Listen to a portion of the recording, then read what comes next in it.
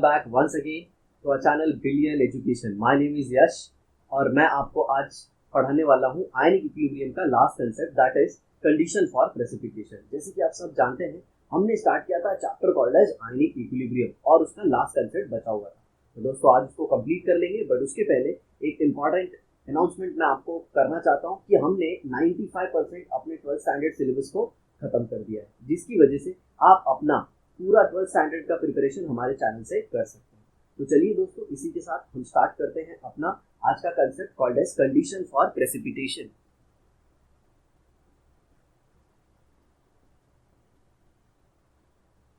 अब सबसे पहले आपको पता होना चाहिए सर, ये प्रेसिपिटेशन का मतलब क्या होता है। प्रेसिपिटेशन का मतलब क्या, जो भी एक्स्ट्रा डिसॉल्व होता है वो वापस कौन से फॉर्म में आ जाता है, सॉलिड फॉर्म में। तो मैं यहाँ पे लिखना चाहूंगा अनडिसॉल्व्ड सिंपल सॉलिड, अनडिसॉल्व्ड सॉलिड। चलिए इसके लिए मैं एक एग्जांपल लेता हूं और उस एग्जांपल से आपको एक्सप्लेन करता हूं। मान लीजिए मैंने एक बनाया सॉल्यूशन, सैचुरेटेड सॉल्यूशन। अब आप सोचते होंगे सर सैचुरेटेड सॉल्यूशन क्या होता है।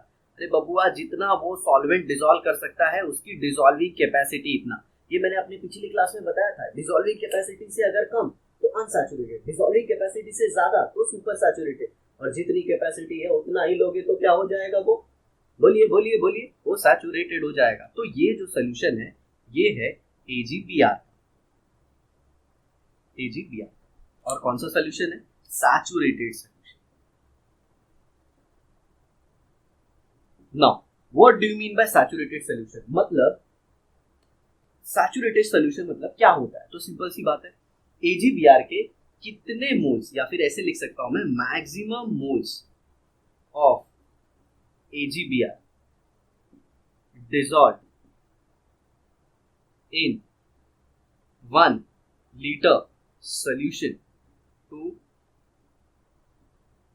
या फिर ऐसे लिख सकते हैं, maximum number of moles AgBr dissolved to make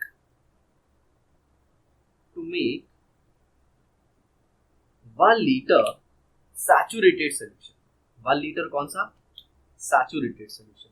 मतलब अब इसके बाद अगर आप कोई भी अमाउंट AgBr डालोगे तो वो डिसॉल्व नहीं होने वाला। मतलब एक पर्टिकुलर टेम्परेचर, चलिए टेम्परेचर भी मैं लिख देता हूँ 298 केल्विन टेम्परेचर। मतलब सिंपल सी बात है, 25 डिग्री सेल्सियस पे जितना AgBr 1 लीटर में डिसॉल्व होना था उतना डिसॉल्व हो गया। अब इससे ज्यादा आप डिसॉल्व नहीं कर सकते।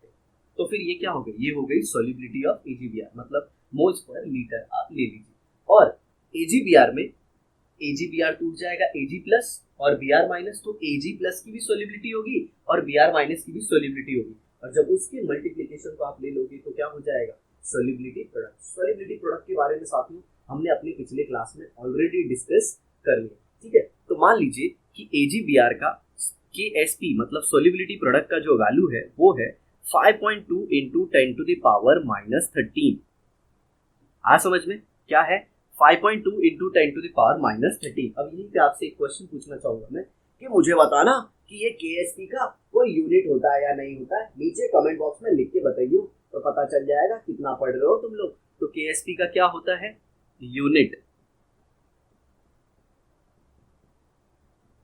या नहीं होता है, या नहीं होता है। तो ये क्या है, सॉल्युबिलिटी प्रोडक्ट जो है AgBr का, ये 5.2 into 10 to the power minus 13 है। तो ये क्या बता कि एक पर्टिकुलर टेम्परेचर 298 केल्विन पे जितना Ag डिसॉल्व होगा और Br डिसॉल्व होगा उसकी सॉल्युबिलिटी का प्रोडक्ट मैक्सिमम इतना होगा। समझ में आ रहा है, एक पर्टिकुलर टेम्परेचर पे नॉर्मल कंडीशन, समझ में आया। तो अगर क्वांटिटी इससे ज्यादा हो गई, किसका Ag प्लस और Br माइनस के सॉल्युबिलिटी के प्रोडक्ट, ओके। जैसे कि मान लीजिए क्वांटिटी हो गई 5.2 into 10 to the power minus 11। Sir लेकिन अभी आपने तो बोला था कि इससे ज्यादा नहीं हो सकता। मान लीजिए इस AgBr में किसी सोर्स से मैंने Ag प्लस को डाल दिया, किसी सोर्स से मैंने क्या किया, Ag प्लस को डाल दिया। तो होगा क्या, जितना ये डिसॉल्व होना चाहिए था उससे थोड़ा ज्यादा डिसॉल्व होगा। या फिर ऐसा मान लीजिए मैंने टेम्परेचर को 298 केल्विन के बदले थोड़ा सा टेम्परेचर बढ़ा दिया। तो आप सब जानते हो AgBr जितना नॉर्मल कंडीशन पे डिसॉल्व होता था नॉर्मल टेम्परेचर पे, उससे थोड़ा ज्यादा डिसॉल्व हो जाएगा। और मान लीजिए कि जो आयन का प्रोडक्ट है Ag का प्रोडक्ट और Br का प्रोडक्ट, उसकी सोलिबिलिटी का जो प्रोडक्ट है जो मैंने बढ़ा के बताया वो ये है। तो क्या मैं इसे KSP कह सकता हूँ? क्या इनके प्रोडक्ट को, मतलब ये जो Ag प्लस और Br माइनस इसका जो प्रोडक्ट आया है, क्या इसे मैं KSP कह सकता हूँ? कह सकता हूँ, लेकिन कब? जब ये सब कुछ किस पे हो? इक्विलिब्रियम पे। इक्विलिब्रियम मतलब क्या?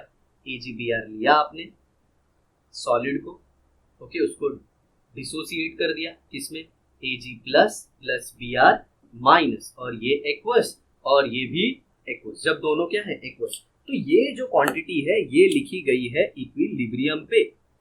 आ समझ में? और इक्विलिब्रियम कितने पे आया था? 298 केल्विन पे। बट मेरे भाई आपने क्या किया? आपने Ag प्लस के अमाउंट को बढ़ा दिया किसी एक्सटर्नल सोर्स से, आया ना? तो एक्सटर्नल सोर्स से आपने वो बढ़ाया, बराबर, या फिर एक्स्ट्रा कुछ डाल दिया, या फिर ऐसे मान लो कि आपने क्या कर दिया? टेम्परेचर को ही बढ़ा दिया। तो टेम्परेचर को बढ़ा दिया तो Ag की सोलिबिलिटी बढ़ गई। आप सब जानते हो टेम्परेचर बढ़ाने से कुछ सॉल्ट की सोलिबिलिटी बढ़ जाती है। एग्जैक्टली, ना वेरी इंपॉर्टेंट। अब ये जो वैल्यू है वो नो डाउट इस वैल्यू से ज्यादा है, देख रहे हो ना? 10 टू द पावर -11 है, 10 टू द पावर -13 है। -11 नो डाउट इससे ज्यादा ही होता है। तो क्या मैं इसे सोलिबिलिटी प्रोडक्ट कह सकता हूँ? जी नहीं, क्योंकि इस टाइम पे ये इक्विलिब्रियम नहीं है। तो इसे मैं कहूंगा आयनिक प्रोडक्ट का वैल्यू। क्या कहूंगा? आयनिक प्रोडक्ट का value. Is that clear? Sir मुझे यही नहीं समझ में आ रहा है ना कि जब ये मैक्सिमम है सर, इससे ज्यादा डिसॉल्व ही नहीं कर सकता, तो ये एक्स्ट्रा कहाँ से आ गया सर? तो याद रखना बेटा, टेम्परेचर बढ़ा के सोलिबिलिटी को आप बढ़ा सकते हो, या फिर जब इसका इक्विलिब्रियम आया था तो आपने इसके अंदर कोई एक Ag का सोर्स डाल दिया था। मान लीजिए इसके अंदर मैंने डाल दिया था Ag का सोर्स, ऐसे ले लेता हूँ, AgNO3 डाल दिया। और AgNO3 क्या है? एक स्ट्रॉन्ग इलेक्ट्रोलाइट है जो पूरा टूटता है। तो इसमें क्या होगा? Ag का कॉन्सेंट्रेशन बढ़ जाएगा, और Ag का कॉन्सेंट्रेशन बढ़ जाएगा तो नो डाउट इसकी सोलिबिलिटी भी बढ़ जाएगी। इसकी सोलिबिलिटी भी बढ़ जाएगी, और जब सोलिबिलिटी बढ़ेगी तो प्रोडक्ट करोगे तो आयनिक प्रोडक्ट आएगा, क्योंकि जो उसकी लिमिट है मेरे दोस्त वो इतनी है। आया समझ में? और एक केस ले लेते हैं, चलिए। जब इसकी वैल्यू आती है 5.2 इंटू 10 टू द पावर -15। देखिए ये जो वैल्यूज मैं लिख रहा हूँ ये एक्सपेरिमेंटल वैल्यू नहीं है, आपको समझाने के लिए मैं बता रहा हूँ। नहीं तो फिर आप बोलोगे सर ये वैल्यू किधर लिखा है बुक में। बस कंसेप्ट को समझिए, बाकी सब कुछ आप समझ जाओगे। तो ये भी आयनिक प्रोडक्ट की वैल्यू ही है। तो ये है पहली वैल्यू और ये है दूसरी वैल्यू। आप क्या देख रहे हो? पहली वैल्यू इससे ज्यादा है, दूसरी वैल्यू इससे कम है। मतलब क्या? दूसरी वैल्यू कम है, इसका मतलब क्या कि Ag का जो सोलिबिलिटी और जो Br की सोलिबिलिटी है, दोनों का प्रोडक्ट उसकी मैक्सिमम कैपेसिटी से कम।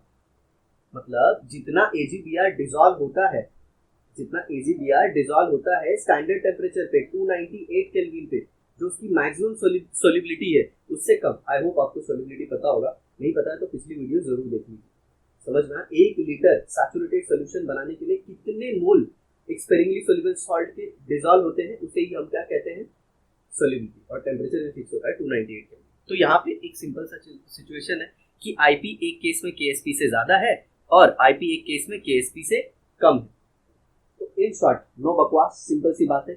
KSP मतलब किसी भी सॉल्ट की मैक्सिमम सोलिबिलिटी प्रोडक्ट, मतलब वो कितना डिसॉल्व होता है उसके आयंस का सोलिबिलिटी का प्रोडक्ट, ठीक है। लेकिन वो कौन से कंडीशन पे? इक्विलिब्रियम पे 298 केल्विन टेम्परेचर पे।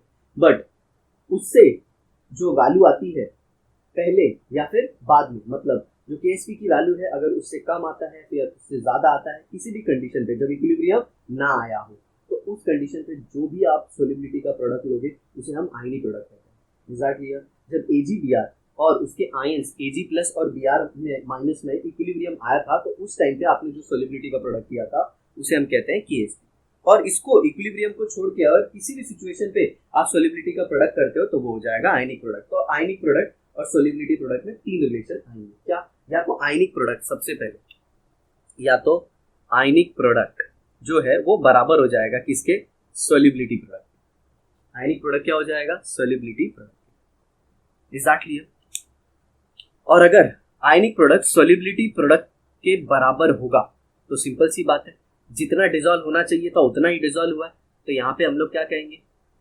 Solution is saturated. आ समझ में?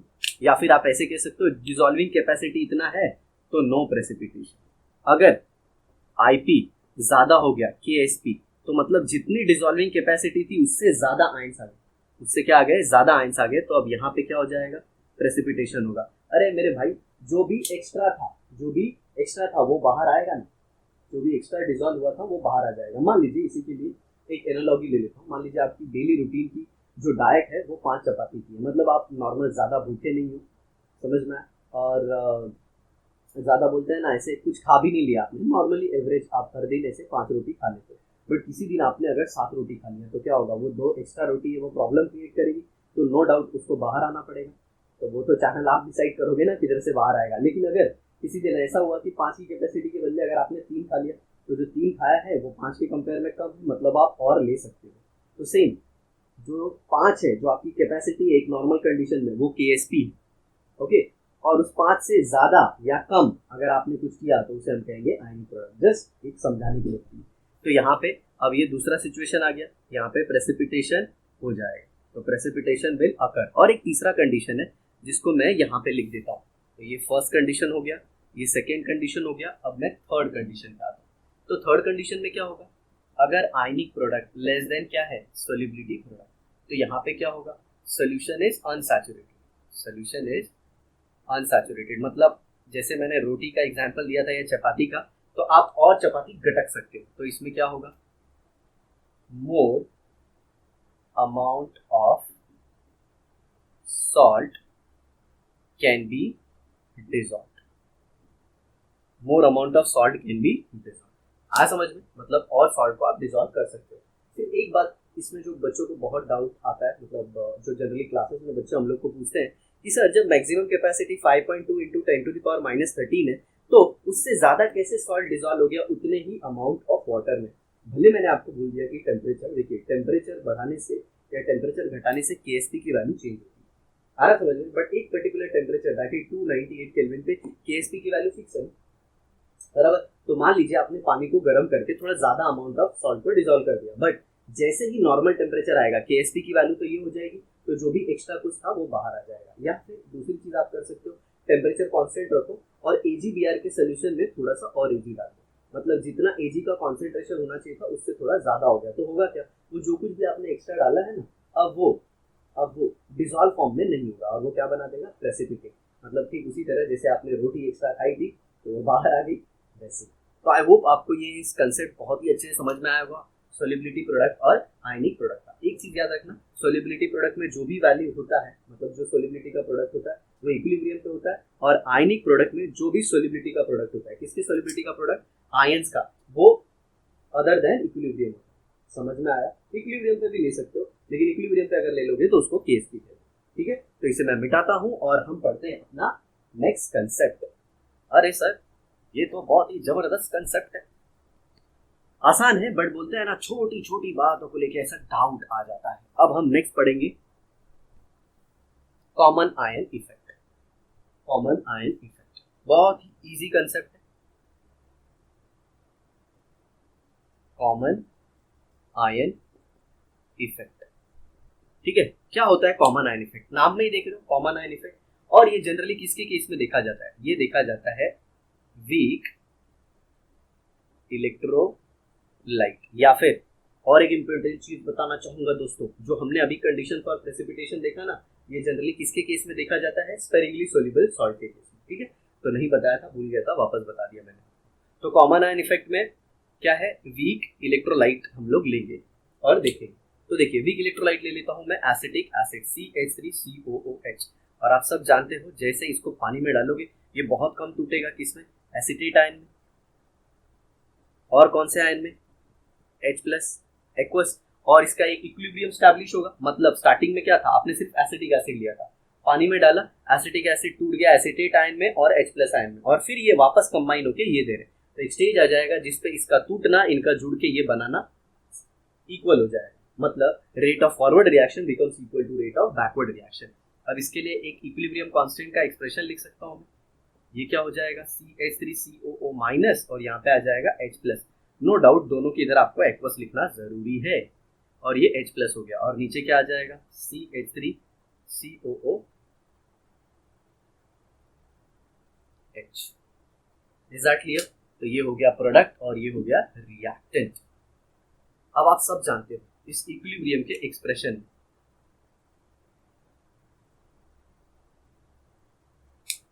जो वैल्यू है एसीटेट आयन की, H प्लस आयन की, और ये जो कुछ भी है, ओके, ये सब कांस्टेंट होगा।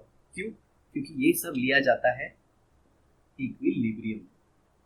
आ रहा है समझ में? ये सब कब लिया जाता है? इक्विलिब्रियम पे। मतलब जब भी आपने एसिटिक एसिड को पानी में डाला, वो टूटा, ओके, तो उसमें एक इक्विलिब्रियम स्टैब्लिश होगा और उसमें concentration of acetate ion, H plus ion, ये सब कुछ क्या हो जाएगा? फिक्स हो जाएगा।